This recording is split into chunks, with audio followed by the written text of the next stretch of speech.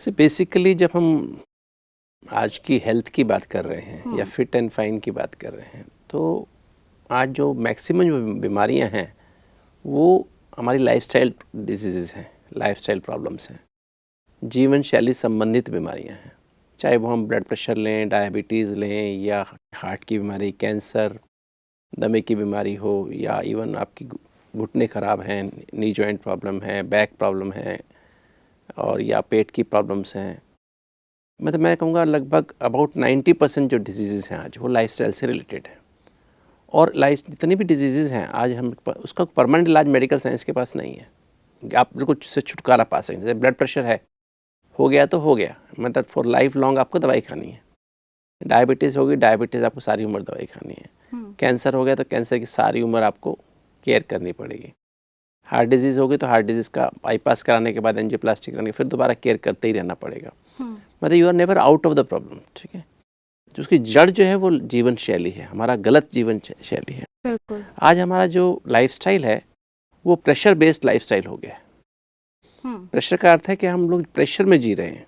बिल्कुल। सुबह से उठते हैं, रात तक प्रेशर में ही जी रहे हैं, प्रेशर से भाग रहे हैं, दौड़ रहे हैं। हम लोग नाश्ते का टाइम हमारा नहीं है, प्रेशर के हिसाब से थोड़ा टाइम मिला उसमें हम अपने आप को स्क्वीज करके भोजन कर रहे हैं। लंच का भी टाइम नहीं भी कर देते हैं। लंच का टाइम भी नहीं है, फ्रूट्स का टाइम भी नहीं है, डिनर का टाइम भी नहीं है। डिनर भी हमारा जो है अकॉर्डिंग टू प्रेशर चल रहा है। अगर हम हॉस्पिटल अपने वर्किंग प्लेस से 9 बजे आ रहे हैं, 10 बजे आ रहे हैं, तो हम 10 बजे डिनर कर रहे हैं, 10:30 11 बजे डिनर कर रहे हैं। जबकि हमारे अंदर एक हाइपोथैलेमस में एक बायोलॉजिकल क्लॉक है, एक जैविक घड़ी है।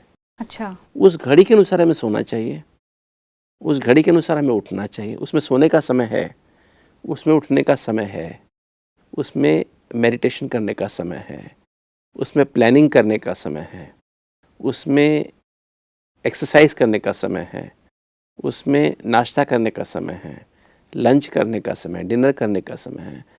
जिस समय हम ज़्यादा एफिशिएंटली काम कर सकते हैं वो समय भी उसमें है। तो अगर हम उसको फॉलो करते हैं तो हमारी लाइफस्टाइल बहुत अच्छी बीतती है। हम 8 घंटे का काम 2 घंटे में कर सकते हैं।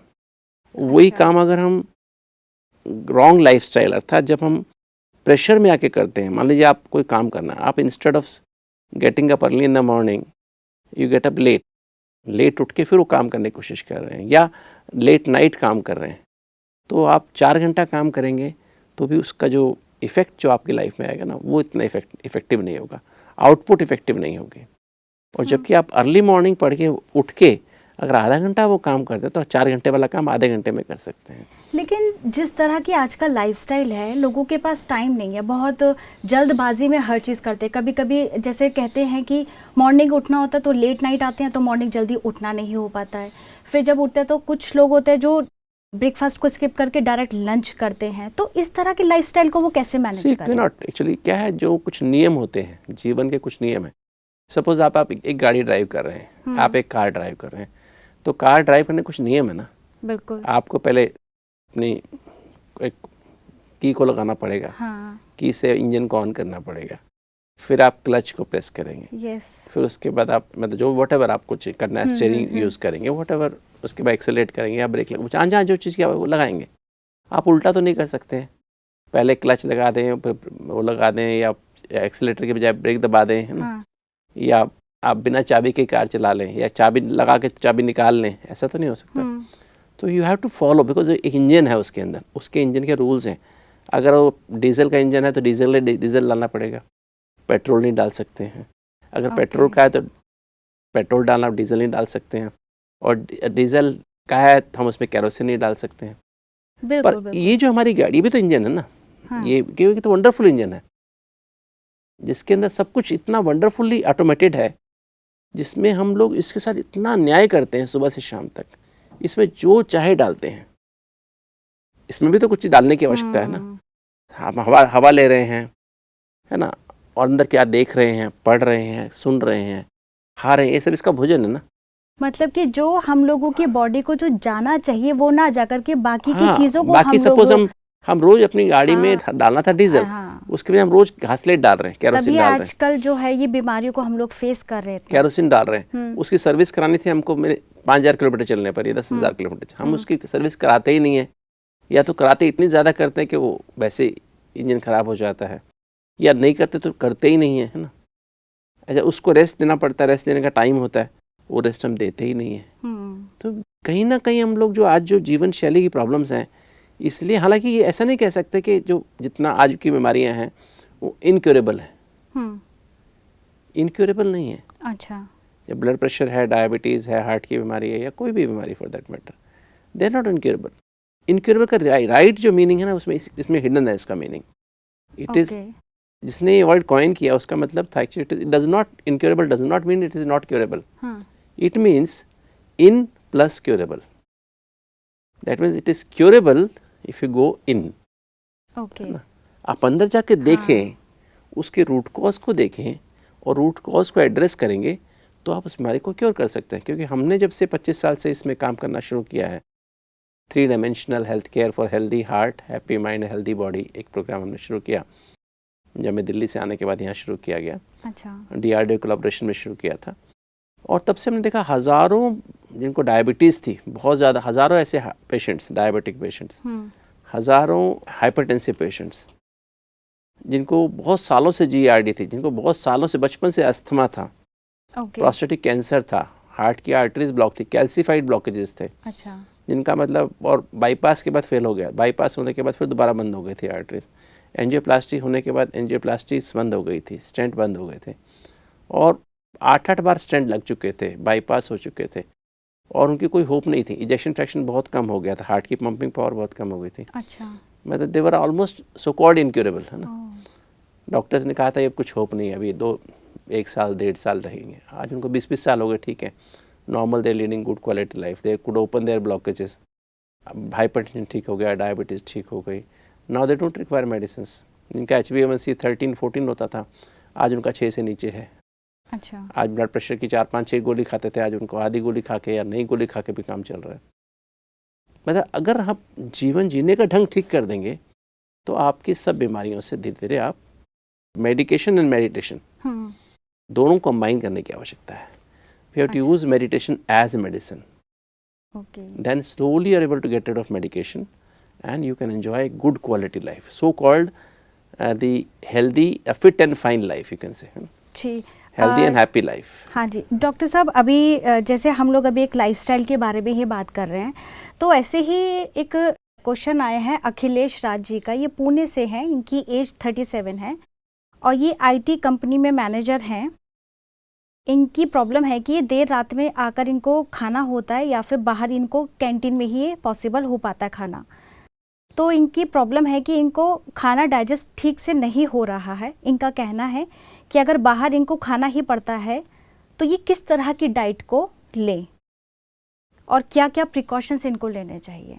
जैसे मैंने कहा कि हमें, हमारे यहाँ, हमारी जो अंदर एज पर बायोलॉजिकल क्लॉक है, तो हम इंसान, चाहे हम IT में काम करते हों या हॉस्पिटल में काम करते हों या किसी इंडस्ट्री में काम करते हों या कहीं भी, कुछ फिल्म इंडस्ट्री में भी काम करते हैं, मान लीजिए हमारी नाइट में शूटिंग चल रही है, तो हैं तो हम इंसान, और हमारी बायोलॉजिकल क्लॉक तो एक जैसी सभी की है। भारत में रहने वालों की एक जैसी है, US में रहने वालों की थोड़ी डिफरेंट है, UK में रहने वालों की थोड़ी डिफरेंट है। तो हमारी जो लाइफस्टाइल है, जो हमारी जो हमें खाने का टाइम, डिनर का टाइम है, वो एक पर्टिकुलर टाइम पे तो होना ही चाहिए। ऐसा तो नहीं हो सकता आप गाड़ी को चला ले बिना पेट्रोल के, खाली टैंक पर रिजर्व में चला जाए, रिजर्व से भी एकदम 0 हो जाए, तब आप टैंक में पेट्रोल डलवाएंगे, ऐसा तो नहीं हो सकता है। तो आपको रिजर्व में डालने से पहले ही पेट्रोल डालना पड़ेगा, है ना। और हमारे जो सिस्टम है, बहुत ही सोफिस्टिकेटेड सिस्टम है बॉडी में। ये जो शरीर रूपी गाड़ी है, शरीर रूपी कार है, इसके भी नरिशिंग मोड और वॉशिंग मोड होते हैं। जैसे एक वॉशिंग मशीन में अगर आप, जब मशीन वॉशिंग मोड में जा रही है, उस समय अगर आप उसमें वो डालेंगे, डिटर्जेंट यूज़ करते हैं, तो उसका इफेक्ट क्या होगा। हमारी ऑलरेडी रिंसिंग मोड में जा रही है मान लीजिए अभी, और उस समय आप उसमें अगर डिटर्जेंट डालेंगे तो उसका इफेक्ट कुछ होगा क्या। हम सेम ऐसे ही करते हैं कई बार।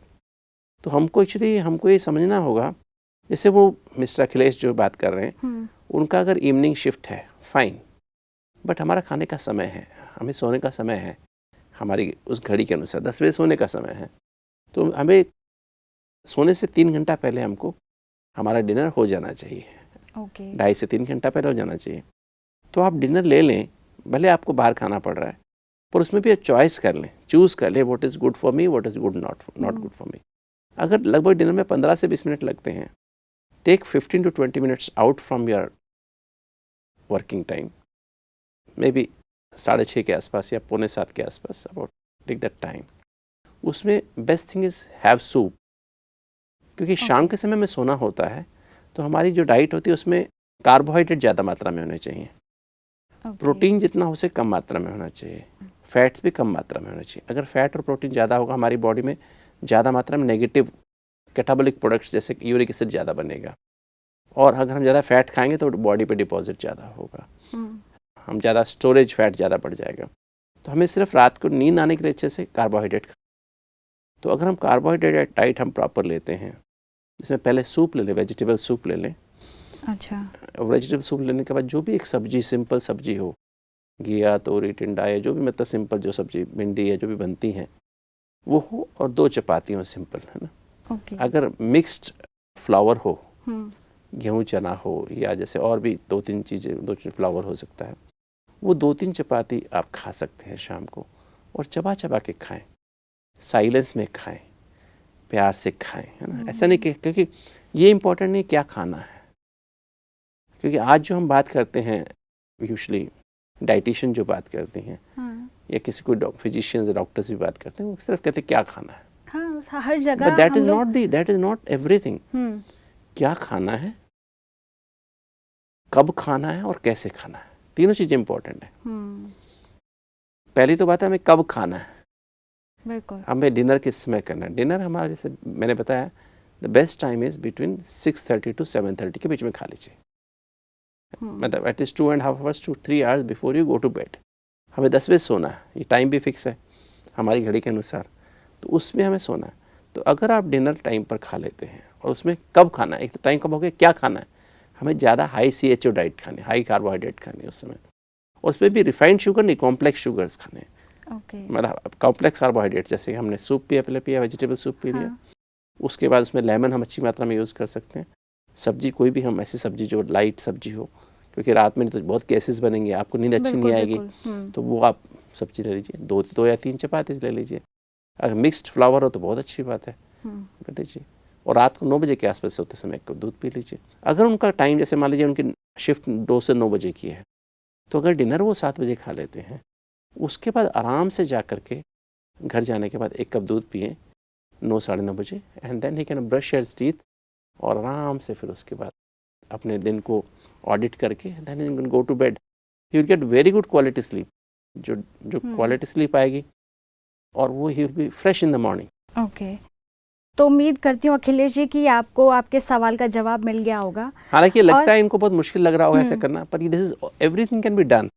सिर्फ विल पावर होनी चाहिए, विल टू बी वेल होना चाहिए। हम इतनी सारी दवाइयाँ लें, डॉक्टर्स के 2-3 घंटे जाके बैठें, उनके अपॉइंटमेंट्स लें, उनकी कंसल्टेशन फीस दें, इसकी बजाय तो अच्छा है कि वो अपने आप को खुद ही ऐसे अपने आप को मॉडिफाई करें कि उनकी तबीयत अच्छी रहे, नींद अच्छी आए। ऐसे ही एक सवाल और है, अपर्णा जी का है, इनकी एज 23 है, MP से हैं, हॉस्टल में रहती हैं, बर्गर पिज़्ज़ा नहीं खाती हैं इनका कहना है, लेकिन मुझे हॉस्टल का खाना भी सूट नहीं करता है, तो जिस वजह से मैं हॉस्टल का खाना ठीक से नहीं खा पाती हूँ, क्योंकि उनका मन नहीं करता है, जो भी उनको सूट नहीं करता, तो इस वजह से वो खाना ठीक से नहीं खा पाती हैं, और इनका मन नहीं करता है, इनको इनके स्वास्थ्य में कुछ वीकनेस, और बोलती हैं कि फेस पे पिंपल्स, तो जिस वजह से ये अपने पढ़ाई पे भी कंसंट्रेट नहीं कर पा रही हैं।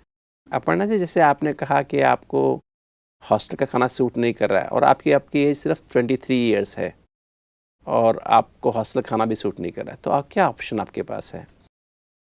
अगर आप, जैसे मैं अभी आपसे बात कर रहा था उसके बारे में, जो पिछले क्वेश्चन था उसके बारे में, तो हमें अपने खाने का टाइमिंग तो सेट करना चाहिए। दूसरी बात जो है, हमें जैसे बताया कि हाई कार्बोहाइड्रेट डाइट खानी चाहिए, और उसमें ज़्यादा मात्रा से सूप, अगर आप अपने मेस में जो जहाँ पर हॉस्टल में रहते हैं, क्योंकि ये समस्या काफ़ी बार बच्चों को आ रही है जो हॉस्टल्स में रहते हैं, तो मैंने काफ़ी लोगों को सुझाव दिया है, और आज वो अच्छी क्वालिटी लाइफ लीड कर पा रहे हैं। अच्छा। तो हॉस्टल में जो मेस होती है, वहाँ का जो मेस मैनेजर होता है, या किसी से आप बात करके अपने लिए थोड़ा स्पेशल फूड बनवा सकते हैं। आप उनसे बात कर लीजिए, थोड़ा सूप, वेजिटेबल सूप है, सब्जी, भले कुछ भी बनता है हॉस्टल में, आप सिंपल उनसे थोड़ी सी सब्जी बनवा लें, 2-3 चपाती बनवा लें और आराम से वो आप रात को खा लें। तो आपका फूड अगर लाइट होगा और इजी होगा और रात को भले आप 1 कप दूध पी लें सोने के पहले, तो आपकी ये जो प्रॉब्लम्स हैं ख़त्म हो जाएंगी। और जैसे आपने कहा आपके चेहरे पे पिंपल्स आ रहे हैं, वैसे तो एज है ये, इसमें हमारे जो हार्मोनल चेंजेस होते हैं और एज देखने में आया जो इनको जो बच्चे सेंसिटिव ज़्यादा होते हैं, इमोशनल ज़्यादा होते हैं, कहीं ना कहीं पर्सनैलिटी में क्लैश होता है, आपस में कन्फ्लिक्ट होता है, अपने अंदर इंटरनल कन्फ्लिक्ट्स होते हैं, वहाँ पर हार्मोनल डिसऑर्डर्स ज़्यादा होते हैं। तो अगर अपने आप को बैलेंस रखें और फूड की क्वालिटी चेंज करें, बहुत ही जो hot and spicy food avoid करें। जो बच्चे ज़्यादा हॉट एंड स्पाइसी फूड खाते हैं उनको ज़्यादा ये पिंपल्स वगैरह ज़्यादा मात्रा में होते हैं। और पेट अपना साफ़ रहे उसके लिए अपने आप को ज़्यादा मात्रा में सैलेड्स इस्तेमाल करें before breakfast and before lunch. 2 time कम से कम फ्रूट्स खाने की आदत डालें, ब्रेकफास्ट के 2 घंटे बाद और लंच के 2 घंटे बाद। कोई भी फ्रूट आप जैसे सीजनल फ्रूट खा लें और शाम के टाइम सूप पी लें, तो आपका पेट भी अगर ठीक रहेगा तो आपको ये पिंपल्स की समस्या ख़त्म हो जाएगी। और जो भी अभी फ़िलहाल जो पिंपल हैं उसके लिए आप लोकल कुछ भी एक अच्छी ऑइंटमेंट यूज़ करें या कुछ भी ऐसा जो कि फेस को बहुत ज़्यादा ऑयली ना हो पाए आपका फेस, और प्रॉपर आप कुछ ना कुछ उसके लिए एस्ट्रिजेंट के रूप में अवेलेबल हैं मेडिसिन्स, वो लोकली आप जेल या क्रीम लगाएंगे तो आपका फेस भी ठीक हो जाएगा और समस्याएं ठीक हो जाए, आप फ्रेश महसूस करेंगे, एक्टिव महसूस करेंगे। और आप वीक होती जा रहे हैं तो वीक भी नहीं होंगे, आप स्ट्रॉन्ग महसूस करेंगे। अभी आपने बताया कि मेडिटेशन भी बहुत ज़रूरी है हमारी लाइफ के लिए, और जिस तरह का आज का लाइफस्टाइल है तो लगता नहीं है कि लोगों के पास मेडिटेशन के लिए टाइम है। सी मेडिटेशन कोई टाइम कंज्यूमिंग नहीं है। What is meditation, what is Rajyoga meditation या योग और मेडिटेशन क्या है? Meditation is connection, right? Okay, संबंध है ना, कनेक्शन है किसी चीज से। योग मीन्स कनेक्शन, जोड़ ना, किससे?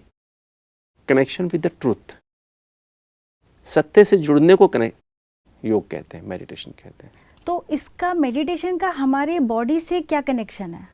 से जब हम मेडिटेशन करते हैं, जब अपने सत्य से जुड़ते हैं, अधिकतर हम लोग क्या करते हैं, 99.99% पीपल हम क्या कर रहे हैं, हम अपने सत्य से नहीं जुड़े हुए हैं, हम अपने रोल से जुड़े हुए हैं। Okay, I am a male, I am a female, मैं मेल हूँ, मैं फीमेल हूँ, मैं बहुत पढ़ा लिखा हूँ, बहुत समझदार हूँ, बहुत पैसे वाले हैं। Role, I am a doctor, I am a engineer, I am a businessman, मैं इस परिवार से हूँ, मैं उस परिवार से हूँ। तो रोल है ना, बॉडी इधर बॉडी कॉन्शियस जो हमारा आउटर सेल्फ है, ये हमारा आउटर सेल्फ है ना बॉडी, और रोल जो हमें रोल लेबल्स मिले हैं समाज से, माता पिता, भाई बहन या व्हाटएवर, जो डॉक्टर्स इंजीनियर मैंने बताया डिफरेंट, या मटेरियल कॉन्शियस, या मटेरियल जो हम जितना मटेरियल हमारे पास, जितनी प्रॉपर्टी हमारे पास है, तो हम उससे आउटर सेल्फ कॉन्शियस में गए हैं। जैसे ह्यूमन बीइंग शब्द है ना, ह्यूमन प्लस बीइंग, 2 शब्दों से बना ह्यूमन प्लस बीइंग। ह्यूमन शब्द ह्यूमस से आया है, लैटिन वर्ड है, उसका लिटरल मीनिंग है सॉइल, SOIL, राइट? और बीइंग का अर्थ है लाइफ फोर्स, जीवनी शक्ति, उसका जो लिटरल मीनिंग है वो सोल है।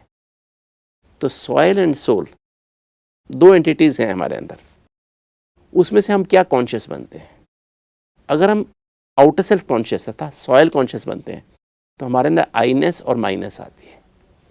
सॉइल है ना, SOIL SOUL, तो आईनेस और माइनस आई, और उधर से यू मीन्स यूनिवर्सल, इससे हमारे अंदर लिमिटेड विजन आ गई, ट्यूबुलर विजन आ गई, और इससे हमारे अंदर इलनेस पैदा हो गई, और उसके बजाय यूनिवर्सल मीन्स वीनेस आती है, तो वीनेस से वेलनेस आ जाती है।